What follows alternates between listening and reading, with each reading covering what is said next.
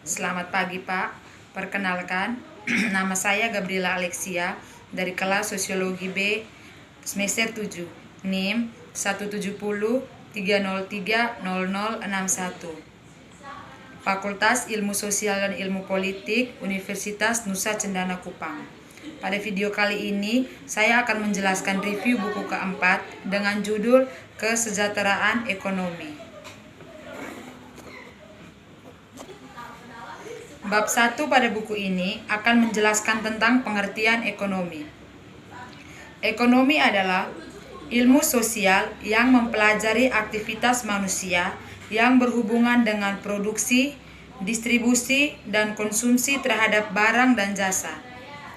Istilah ekonomi sendiri berasal dari bahasa Yunani yaitu oikos yang berarti keluarga, rumah tangga, dan nomos yang berarti peraturan atau hukum. Secara garis besar, ekonomi diartikan sebagai aturan rumah tangga atau manajemen rumah tangga. Sementara yang dimaksud dengan ahli ekonomi atau ekonom adalah orang yang menggunakan konsep ekonomi dan data dalam bekerja. Penjelasan yang berikutnya tentang manusia sebagai makhluk sosial dan ekonomi.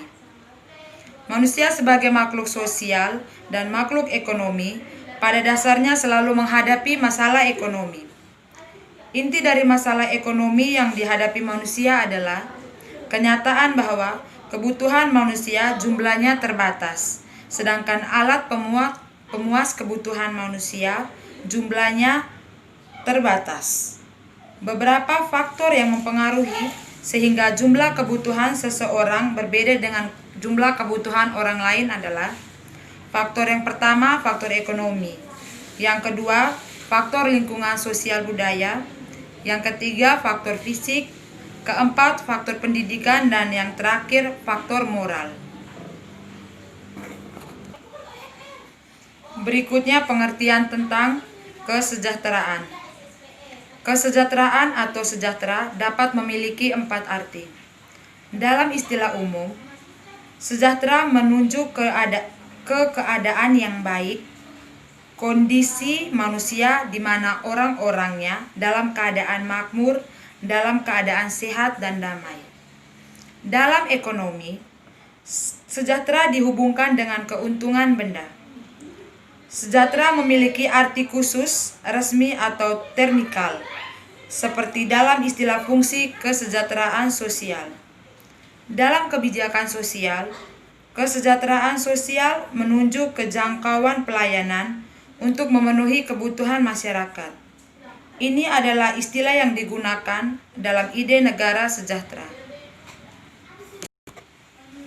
Penjelasan berikutnya tentang kesejahteraan ekonomi. Ekonomi kesejahteraan adalah sebuah cabang ekonomi yang menggunakan teknik mikroekonomi untuk mengevaluasi kesejahteraan pada tingkat agregat atau seluruh ekonomi. Sebuah metodologi khas dimulai dengan membawa atau mengonsumsikan fungsi kesejahteraan sosial yang kemudian dapat digunakan untuk menentukan peringkat alokasi sumber daya ekonomi dalam hal kesejahteraan sosial. Fungsi-fungsi semacam itu biasanya meliputi pengukuran efisiensi dan ekuitas ekonomi, meskipun upaya yang paling terkini untuk mengkuantifikasi kesejahteraan ekonomi meliputi serangkaian ukuran termasuk kebebasan ekonomi. Berikutnya penjelasan tentang tujuan dan ruang lingkup. Pekerjaan ekonomi kesejahteraan adalah kajian sistematis atas rekomendasi kebijakan normatif di bidang ekonomi. Ekonomi kesejahteraan terapan adalah upaya untuk mengatakan apa yang seharusnya berkenaan dengan kebijakan pemerintah, dan ekonomi kesejahteraan teoritis adalah upaya untuk belajar bagaimana menciptakan ekonomi kesejahteraan terapan yang andal. Sejarah ekonomi kesejahteraan adalah seutas sejarah abad ke-20.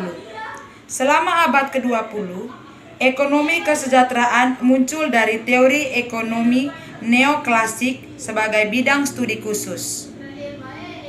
Hal ini hanya menghilang secara aneh dari arus utama ekonomi pada akhir abad ini, seperti yang diamati Sir Anthony Atkinson pada tahun 2021. Maksud saya 2001. Bab kedua pada buku ini membahas tentang utilitarianisme untuk ekonomi kesejahteraan Piaget. Utilitarianisme untuk ekonomi kesejahteraan Piaget prasejarah dari teori pemerintahan utilitas marginal sudah terkenal dan akan dijelaskan secara singkat di sini untuk konteksnya. Para ekonom politik klasik dari Smith hingga Mill dan Keynes melihat harga pasar tidak terkait dengan utilitas. Ini diungkapkan dalam paradoks Smith tentang berlian dan air. Sejalan dengan itu, para ahli ekonomi politik klasik berfokus pada teori harga biaya jangka panjang dengan tenaga kerja sebagai ukuran biaya. Ada tentu saja beberapa bagian dalam tulisan klasik yang mengarah ke teori marginalis. Malthus mengisyaratkan dalam esai yang kurang dikenal pada tahun 1800 bahwa harga permintaan adalah kesediaan marginal untuk membayar dan proposisinya tentang berkurangnya produktivitas tanah akan digeneralisasikan dalam ilmu ekonomi neoklasik. Penjelasan bab 3 membahas tentang Piaget dan pendiri ilmu ekonomi kesejahteraan. Piaget dan pendiri ilmu ekonomi kesejahteraan Arthur Cecil Piaget tahun 1877 sampai 1959 adalah seorang murid dan anak didik Alfred Marshall dan penerus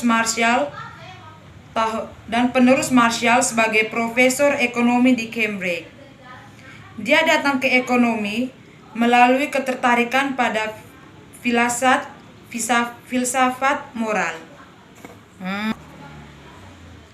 Tetapi dia mengambil posisi ini karena dia melihat ekonomi sebagai studi praktis, ilmu kebijakan, dan tidak ragu-ragu untuk membuat rekomendasi kebijakan. Mungkin hal yang sama dapat dilakukan tentang Milton Friedman yang lebih sering dikaitkan dengan definisi ekonomi sebagai ilmu positif. Bab keempat membahas tentang teori preferensi dan munculnya ekonomi kesejahteraan baru. Teori preferensi dan munculnya ekonomi kesejahteraan baru. Munculnya apa yang akan disebut ekonomi kesejahteraan baru terjadi dalam konteks kritik yang lebih luas dari pendekatan utilitarian sebelumnya dalam ekonomi.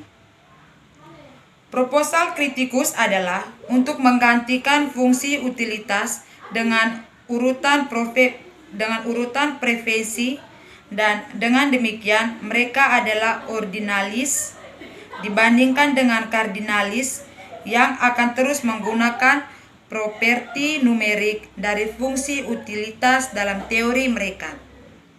Ekonomi kesejahteraan Piaget, seperti yang telah kita lihat, terkait erat dengan teori etika utilitarian kepuasannya. Teori etika ini tidak dapat diterima oleh para ordinalis. Namun demikian, Piaget telah memberikan teori yang di satu sisi konsisten dengan teori nilai subjektif yang menjadi komitmen para ordinalis, dan di sisi lain yang mendukung resep kebijakan yang oleh sebagian besar ekonom termasuk para ordinalis dianggap valid. Penjelasan berikutnya pada bab 5 yang menjelaskan tentang preferensi sosial ekonomi kesejahteraan baru. preferensi sosial ekonomi kesejahteraan baru seperti yang dijelaskan di bab 4, mampu mengajukan pertanyaan tetapi tidak menjawabnya. Tetapi tujuan dari perusahaan itu adalah untuk memulihkan kesimpulan ekonomi kesejahteraan PIGO sehubung dengan alokasi sumber daya yang efisien tanpa pertimbangan utilitas utama atau penilaian nilai lainnya dan tanpa menentukan distribusi pendapatan. Perusahaan itu yang tidak dapat memberikan jawaban konklusif atas pertanyaan-pertanyaan tentang kebijakan efisien yang gagal. Saya lanjutkan penjelasannya. Produksi dan kondisi pertukaran sebelumnya memungkinkan penurunan batas kemungkinan utilitas. Fungsi kesejahteraan dari utilitas individu kemudian dimaksimalkan dengan batas kemungkinan utilitas sebagai kendala. Pendekatan ini sudah menjadi standar tentunya. Saya lanjutkan penjelasan bab 6. Utilitas dan kesejahteraan pengembangan lebih lanjut pada tahun 1950, banyak rincian baik dari ekonomi kesejahteraan baru dan pendekatan fungsi kesejahteraan sosial telah diklarifikasi, meskipun masih banyak yang harus dilakukan. Diskusi ini akan terus berlanjut, meskipun munculnya isu-isu yang menimbulkan pertanyaan baru, baik tentang dasar dan penerapan ekonomi kesejahteraan dari salah satu sekolah. Dan nanti ini akan dibahas pada bab 7. Pada saat yang sama, ekonomi kesejahteraan mengambil peran yang lebih berpengaruh dalam profesi ekonomi dan sejauh teori ekonomi berpengaruh di luar menara gadingnya di dunia kebijakan yang lebih luas. Hal ini sebagian besar mencerminkan peristiwa di luar ekonomi. Semakin diakui masalah lingkungan sebagai masalah nyata di luar kompetensi sistem pasar. Akan tetapi, sampai batas tertentu zaman keemasan ini adalah hasil dari kontribusi lebih lanjut dari para ahli ekonomi air asin, khususnya Paul Samuelson, J.D.V. Graff, dan Francis Butler. Penjelasan terakhir yaitu bab 7. Kehilangan kohesi pada tahun 1950-an dan 1960-an, ekonomi kesejahteraan baru menghadapi serangkaian tantangan. Dalam bab ini, kita membahas pertama teori kemungkinan umum panah, yang kedua teori umum yang terbaik kedua, dan ketiga masalah yang terkait dengan preferensi lain, yaitu altruisme dan motif semacam itu yang akan digabungkan dalam preferensi individu.